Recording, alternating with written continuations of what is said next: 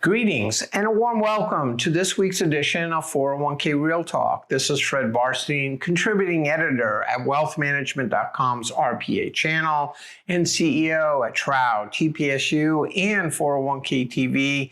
I review all of this past week's stories and select the most important and interesting ones, providing open, honest, and candid discussion you will not get anywhere else. So let's get real.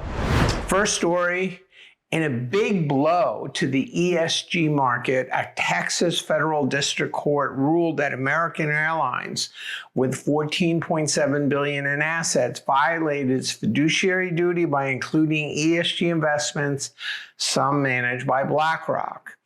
Experts predict it will have a chilling effect, and we will likely not see much relief from the new Trump administration, whose pecuniary rule had an adverse effect on ESG funds in the past.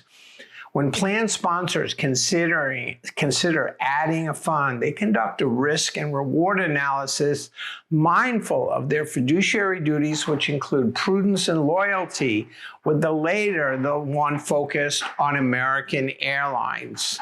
Not mentioned is the fact that BlackRock owns over 5% of American Airlines stock, which could have pitted investor relations against fiduciary duties. Next story, with some predicting that more private equity investments will be included in DC plans, likely through target date funds or managed accounts. Allison Schrager, a Bloomberg columnist and senior fellow at the Manhattan Institute, whose Columbia dissertation quantified the inherent risks in defined benefit and defined contribution plans in a changing labor market, made a strong argument against PE in DC plans. Though a Georgetown Government Center for Retirement Initiative study estimates that DC plans lag DB returns partly because of their lack of alternative investments, Schrager cites liquidity, transparency, and limited regulations as issues, questioning whether PE is actually non-correlated. Eyeing the over $11 trillion in DC assets, firms like Apollo, Franklin Templeton, Neuberger Berman, and Partners Groups are keenly focused on bringing PE to 401k plans, which may be easier under the Trump administration. Next story. In 2024, the Employee Benefit Securities Administration, EBSA, secured nearly $1.4 billion for plans, participants, and beneficiaries, primarily through enforcement efforts and informal complaint resolutions. $742 million was recovered through enforcement efforts, while $544 million was recovered through informal resolution. 2024 is close to the $1.434 billion recovered in 2023, with more money from enforcement actions in 2024 and less from informal complaints. While senior leadership at EBSA is expected to turn over, with Ali Kawar recently resigning, the question is whether Trump will provide more or less resources for these initiatives. Next story. As 106 financial advisors are planned to retire over the next decade, few with robust succession plans, Cerulli reports that the number of advisors over the past 10 years has been stagnant. The wirehouses dominate with over 1/3 of AUM. They have only 15% of advisors, losing them at the fastest rate. Independent BDs have 16.5% of advisors, followed by pure RIAs at 16%. Lack of training and interest by younger workers is hurting the financial advisor industry, with some predicting that technology and AI could enable or replace some advisors. Either way, the exit of older advisors will only fuel the M&A market, with what seems like endless interest from PE firms.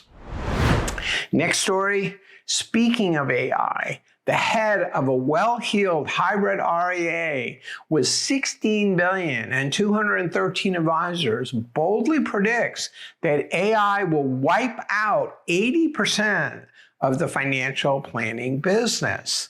Ameriflex's Thomas Goodson foresees data aggregators like Fidelity, Schwab, Apple, and Amazon leveraging AI to gain market share. And while high net worth and financial and family offices who do not rely much on financial planning, others will be at risk. DC experts have been predicting that tech giants will enter the 401k industry, now perhaps attracted to the 11 trillion and 80 million, many of whom need financial planning. And before you sneer, did anyone see Amazon and Apple becoming major movie studios 5 years ago? Final story, a SWOT analysis, or strengths, weaknesses, opportunities, and threats, is especially critical for any industry going through massive change like workplace retirement planning. Ironically, the defined contribution industry's biggest opportunities are also its biggest challenges. Read my recent wealthmanagement.com column about how advisors need to conduct their own SWOT analysis to stay relevant. And last but not least, last week's LinkedIn poll asked, what effect will the Trump administration have on 401k and 403b plans? 43% of you thought it would be neutral, with 33% believing it will improve outcomes and access, with just 8% thinking it will hinder, and 16% not sure. So those are the most important stories from the past week. I listed a few others I thought were worth reading, covering what wisdom can advisors get from ERISA lawsuits, Vanguard to pay $106 million SEC fine over retirement funds, John Hancock partners with Vestwell, ERISA excessive fee litigation spikes, and Spark USA shutters their pet business. Please let me know if I missed anything or if you have any comments. Otherwise, I look forward to speaking to you next week on 401k Real Talk.